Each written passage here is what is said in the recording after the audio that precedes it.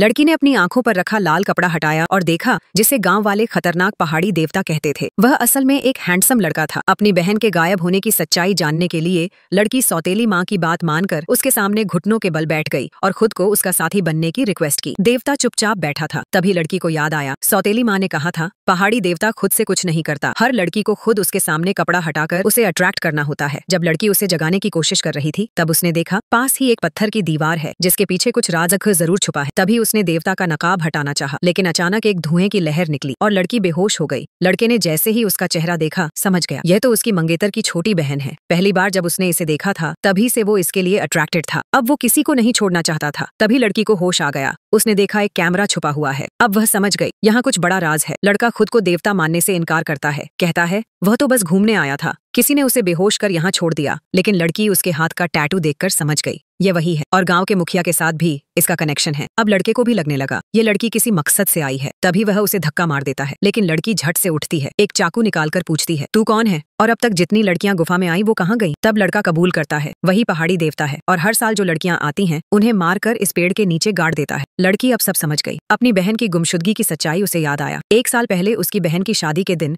गाँव का मुखिया आया था और बोला था उसकी बहन को देवता की दुल्हन बनना होगा। लड़की खुद जाना चाहती थी, लेकिन मुखिया ने कहा देवता जिसे पसंद करता है उसी से शादी करता है। फिर उसकी बहन को भेजा गया और जब उसके पापा ने रोका तब उसे मार दिया गया। लड़की ने अपनी आंखों से अपने पापा की मौत देखी। अब उसे याद आया देवता की आवाज और इस लड़के की आवाज एक जैसी है। तभी वह पक्का समझ गई यही उसकी बहन का कातिल है। बदला लेने के लिए लड़की गुफा में आने से पहले अपने होठों पर जर लगाकर आई। जैसे ही लड़का उसे किस करता है जर असर दिखाने लगता है। लड़की उसे धमकी देती है मुझे मेरी बहन के पास ले चल। जब वे पेड़ के पास पहुंचते हैं लड़का गलती से एक छिपे बटन पर पैर रख देता है और जमीन से एक ताबूत बाहर आ जाता है। लड़की डर के मारे कहती है इसे खोलो। अंदर उसे बहन की एक फोटो मिलती है और उसे लगता है शायद उसकी बहन अब भी जिंदा है। वह फिर पूछती है मेरी बहन कहाँ है, लेकिन लड़का उसे मारने आता है। तभी जहर का असर तेज होता है और वह गिर जाता है। तभी कुछ गांव वाले आ जाते हैं। लड़की फटाफट ताबूत के पीछे छिप जाती है। गांव वाले धीरे धीरे पास आते हैं। तभी वह उनकी आंखों में धूल फेंक देती है। फिर भी वह पकड़ी जाती है। लड़का तब तक दवा लेकर ठीक हो जाता है। लड़की रोने का नाटक करके कहती है बचपन से मेरा सपना था, मैं पहाड़ी देवता से शादी करूंगी और उसके बच्चों की माँ बनूंगी। लड़का खुश हो जाता है, लेकिन तभी लड़की उसे जोर की लात मारती है। फिर लाइटर जलाकर लाल कपड़े में आग लगा देती। तेज धमाका होता है, कई लोग घायल हो जाते हैं। उधर गांव का मुखिया कैमरे में यह सब देखकर घबरा जाता है और गुफा की तरफ दौड़ पड़ता है ताकि राज बाहर न आए।